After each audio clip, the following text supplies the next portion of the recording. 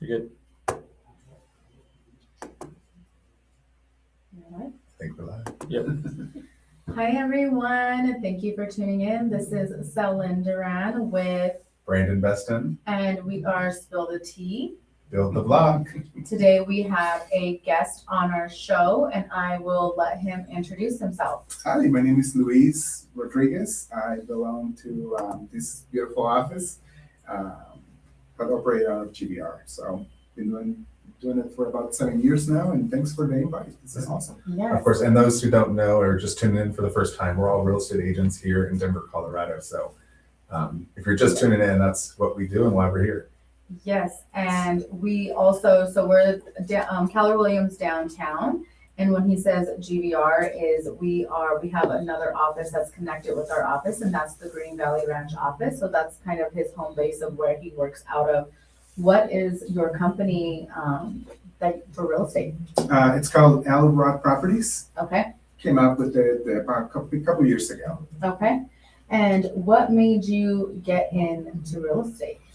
Funny story. So I did property management Okay. for 11 years until I got fired. And that was the best thing that ever happened to me. It was because it really pushed me to this, you know. Yeah, so what you're doing now. Yeah. You were released for better opportunities. Yeah, I had no idea where I was going to end up, to be honest with you. And then Cherry Creek, Keller Williams Cherry Creek opened the opportunity for me. I was challenged to complete my education. And then within hours of the deadline, I committed. And then they started training me there with Brendan Burdick. That was 7 years ago. Wow, that's Yeah. awesome. Yeah, Yes. Brandon's amazing. He They're is. out there. He really Brandon, is. yeah. Yeah. Brendan Bartik. Yeah. So, just kind of a recap from last week. What was going on? How was your week, Brandon, Louise? It's been a busy, crazy week. Real estate is popping this week, I think. Absolutely. Yeah, everyone's warmed up and ready to go. So, so it's been an awesome week. We had opening day here. We had an opening day party here at the office, which was great. And then I think you also had an opening. Oh, that's Rocky's opening day for those not in tune with what's going on. Yeah. Didn't you also have a party? Yeah. So, Colorado Rockies home opener has been I think I heard that they even made it a holiday or something that people may get off of work. I heard that the mayor might have Yes. announced Yes. that. Oh, Yeah. wow. So I've been doing opening day for, God, I don't know, since I was under 18. We just won't tell anybody. But I've been doing it for a long time. We go downtown, but now it's just kind of chaotic. Now Did you go to the game? we used to buy tickets to the game, but never actually made it in the game. Well, we would make it in the game, but just stood at the bar, but never Yeah. really made it to our seats. Yeah. So then we just started bar hopping, but then there's just a ton of drama down there, and I'm getting too old. So we've been doing our 5th annual opening day party at our house. That's awesome. But one reason why we love our office, I think, down here is they host a huge opening day party every year, Mhm. and we're centrally located right here in Yes. downtown. So they had a good party here, and they do tacos, food, drinks, and it's just a good Burgers, vibe. yeah. Yeah. And then Easter was Sunday. I wasn't hungover. I was That's good. back to life by Sunday. You rose again, as they say. Literally. Day. Literally. So yeah, just a busy week, and I think the market is picking up. Yeah, how was your weekend? Absolutely. You know, it has been a very interesting week. So that day I missed the party, but we got 2 properties under contract that day. Congratulations. And it was, thank you. Actually, my fiance just got her license 5-6 months ago. Great. And this is the second time that she gets under contract and then I get under contract within the same day. Oh, okay. So we were celebrating that, and we missed the party, but we were just You go to work. yes. Yeah. Yeah, and how is that navigating? So Josh and I are obviously we work together. And Yeah. how has that been for you guys? How is that adjustment? Is it? Nah, Yeah. Are you guys competitive with each other? I'm sorry. Are you competitive with each other, or is it more It's that getting collaboration? competitive. It's Okay. very, she's an awesome person, and She is. nothing but tons of admiration for what she does, and trying to keep up.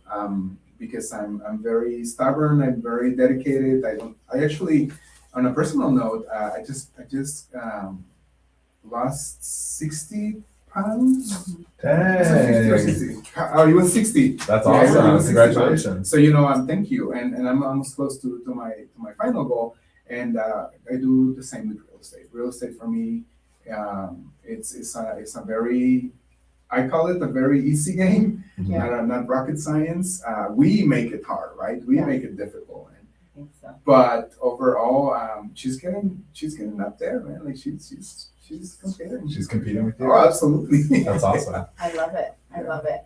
And as we're tuning into why we're here this month is for Fair Housing Month. So kind of going over the laws, the changes, and how we kind of serve all communities. And Luis was a board member several years ago, but used to be a part of NAHREP. And it's a Latino foundation that supports the Latino community in home ownership and educating the community in that.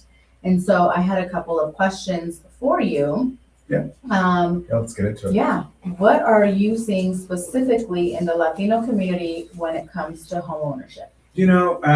Like you say, when I first joined and was invited to join NAHREP about 6 years ago, it was very eye-opening for me to know that our people, our community, is not very what's the word then? Like very prompt to come and see and explore.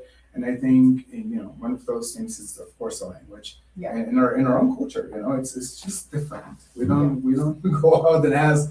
And now last year when I was part of NAHREP, was again fortunate enough to do it. The difference is just crazy with the way that we've been operating and promoting. And I mean, NAHREP is an awesome organization where people can get the help that they need on their language. Like they can get everything in Spanish. They can get connected with awesome professionals that operate on this industry, because as you know, it's not just the realtor, but it's also the title company and the inspector. And I mean, it's just a group of people, right? That we do what we do, the lender. Yeah. So it's getting really big, and the help that they are getting is just amazing. So I think we've seen a change, and I think also just different, here in the United States, there's just a different people from all different walks of life.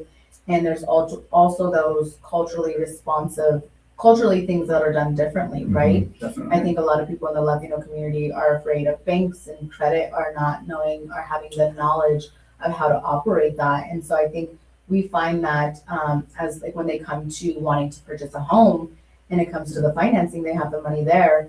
And it's just hard because they're like, I don't want to put the money in the bank. Like they're scared of not knowing that. And so we run into it a lot. But it's a cultural thing. Yeah. It's a culture thing. So we say like, no, what do we call it? No mattress money. Yeah. Season that money. Absolutely. I mean, definitely the money is there. It's just. And the money's there in the proper way, right? They work really, really hard. Absolutely. And they own businesses and they have degrees and all the things. So the money's there and they're put in the right ways. It's just the education around and the cultural difference around the banks and the systems here that are used in the U.S. Yeah, because once that you start talking and promoting and helping people, they speak to others, right? They speak to their first to their family and then to their friends, and then that's how you can start helping others.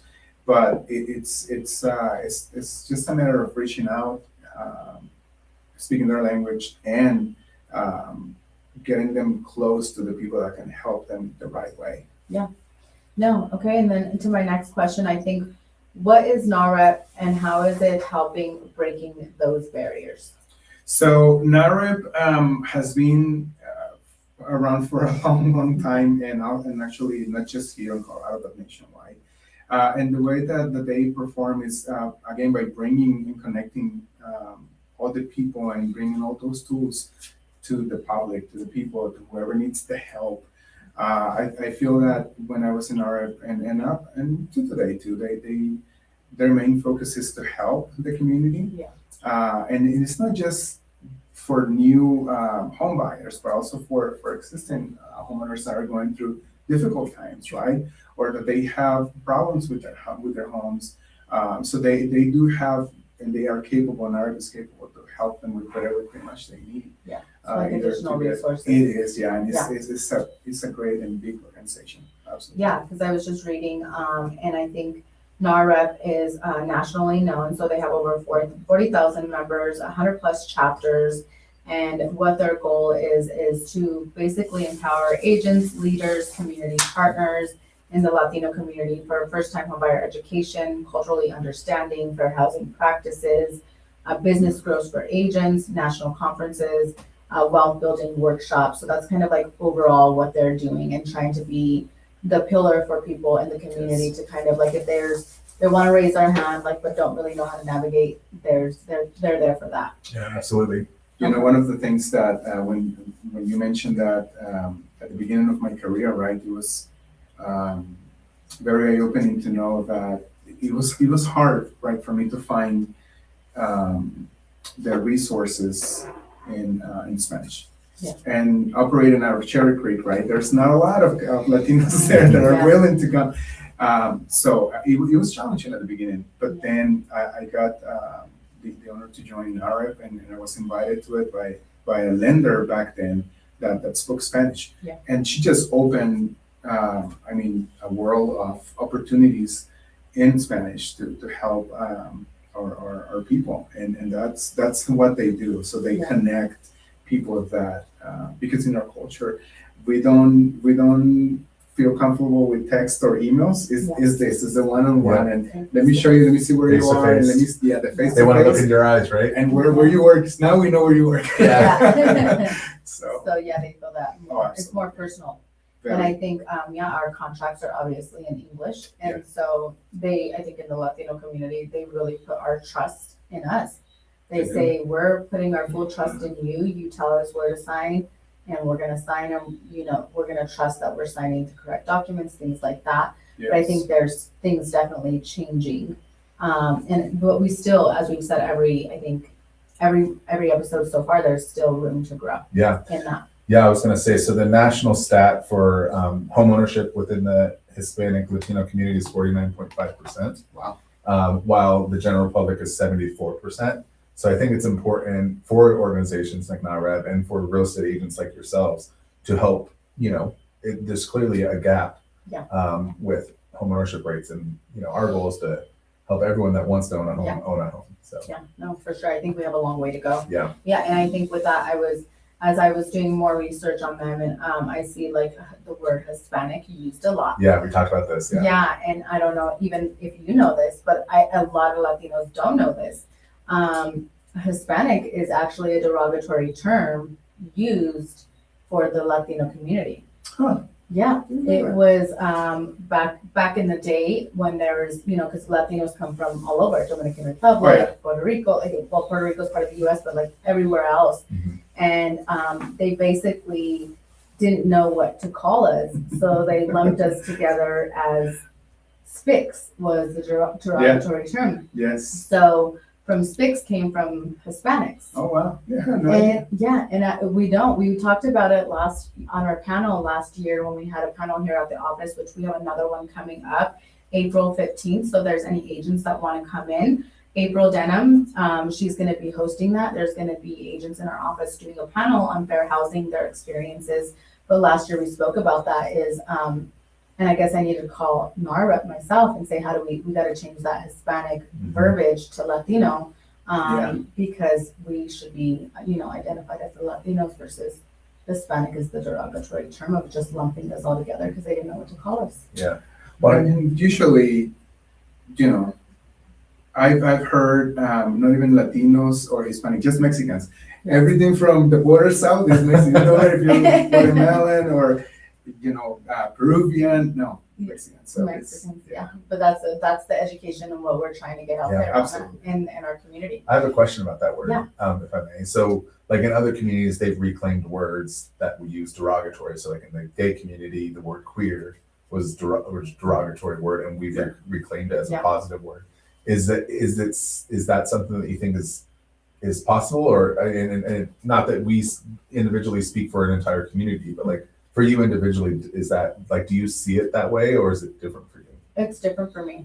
Yeah. I identify as Latina or Chicana. Yeah. That is what I identify as. But I think learning the history around the Hispanic word Yeah. and the Spix word is like, for me, I don't want no ownership in that. Yeah. And so that's why I use the word Latino, because we're all Latin in some form, but like you said, we all come from different places, not just Mexico or Right. just one place, but we all speak the language, eat similar foods, the same music, all of that culturally is the same with all of us. Yeah. Okay, so last question. What advice would you give first generation buyers who have work permits, I-10, or who are DACA, that feel like home ownership is out of their reach? That's actually a great question that comes a lot in our industry, because as the law changes, right, some opportunities are bring back or available, and then some of them go away. It's hard to keep up, right? So what I will say to them is to come, to reach out, to get all this knowledge and all this information, Yeah. because there is a lot, and there's a lot of help. And of course there's people like NAHREP, for example, right? That they also add more tools to the pot and makes homeownership way easier. Yeah. And we are already paying a ton of money renting. Yeah. And sometimes, and actually, based on my experience, most of the time, people pay less for a mortgage than what they're renting. And of course, they're building equity and they're building a legacy, right, for the community and for their families and friends. But what I would do is what I suggest is for them to reach out to us, and to see how we can best help them and provide the tools, because we don't take decisions for them. Yeah. We're here to inform them, Yeah, to that's put right. all the options on the table. And that's one thing that I always tell my clients. I will never take a decision for you. You are the decision maker, but my job is to explain The options. all the options for you to explore them, and for you to make the best pick and select the one that works best for you and your family. And this is a good reminder. We'll put the link for our Google form. So if you're interested in getting more information or getting connected to Salin or to Luis or to myself to ask more questions, we'll put the Google form in the chat below and everywhere that we're going to post this, so that if you are interested, you can reach out to us and we'll get in contact with you. So yeah, if you're I-10, DACA, we just also learned about some changes, and I'm gonna kind of have our lender hop in on this one. What we've seen from back in 2022, we helped people purchase a home and they're kind of on a permanent work, here to work. So I'm gonna let him tune in and see there's changes that have happened since the new president has come into place. They've kind of, like you said, it goes back and forth. So we go and then it gets a little bit pulled back from that growth. That's what they say, right? 1 step forward, 2 steps back, and it's kind of hard to, you just got to keep running. No, but so we're helping somebody that's a non-permanent resident with the work visa, and the rules have changed on that a little bit, right? So just with the FHA loans, not allowing it, but definitely more routes to go. And we are helping somebody going conventional, which actually could end up being better, because on a first-time home buyer going conventional, they can bring less money down with 3% versus 3.5%. So it'll end up working out better for this scenario. But when you're limited to options and programs, you just got to make do with what you got, and it does kind of take out a little bit of the buying pool. But at the end of the day, we're gonna find a way to make it happen if you're willing. It takes a team, right? And you got to surround yourself by a good realtor, a good lender. You've got to have a good inspector, like everybody there to support you. And that's what we try to bring together is that community, that you're not in it alone, and that we're going to be in it together to the end. Yeah. Well, I think that's the important thing to know, is that like things are always changing, like on everything, especially with this right now. So like definitely reach out, because we're staying on top of like what are the changes, what's possible, like what may be possible today may not be possible tomorrow, but we're gonna make sure that whatever you want, whatever your goal is, we figure out how to make that possible. Yeah. And unfortunately, I'm not bilingual, or neither is Brandon. No. So if you're out there and you're wanting to get tapped in, Luis and his wife are both bilingual, and we would love to get that connection going. If you have running into any of those issues, we're here as a resource. And so when I was saying, before fair housing, there was redlining. We spoke about it last week in our episode. So redlining was basically they went to a map and drew areas of saying, people of color, Black, Mexicans could only live in these areas, high pollution areas, things like that, resale values. So we were limited to loans. They wouldn't give loans to us. And there was just racial covenants. Contracts literally said homes could not be sold to Mexicans or Latinos. Yeah. We were denied loans, fewer options, things like that. And now that we fast forward to 1968, we just have changed the loan programs, but we still have a long way to go because we're seeing some of those programs retract. And so we still are, but we're here for the good fight. Yeah. And we're still like homeownership should be for all, I feel like no matter your status, if you're doing good into the world and you want to buy properties and you want to invest, wealth building should be available to everyone, Absolutely. despite the status, is what I believe. Yeah. Oh, absolutely. Yeah. We keep seeing it though. We keep seeing it, especially lately. Yeah. On areas, for example, that are new builds construction, right? Yeah. And we are helping the Latino community. And it's not what it used to. And thank God it's not what it used to be before. Seriously. Because I've seen it. I mean, all over. It's not just one area. It's literally everywhere. Wherever you go, you're able to buy. And I'm also really grateful for people that come and make these questions. One of the things that Josh was saying back there that I would like to touch is a lot of people come and say, my credit's not where it used to be or where it needs to be.